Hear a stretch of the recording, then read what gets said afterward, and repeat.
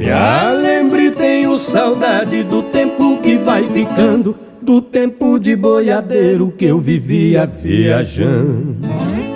Eu nunca tinha tristeza, vivia sempre cantando, mês e mês cortando estrada no meu cavalo Ruan.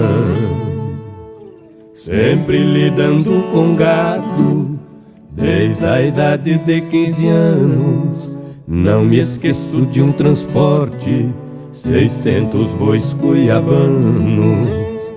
No meio tinha um boi preto por nome de Soberano.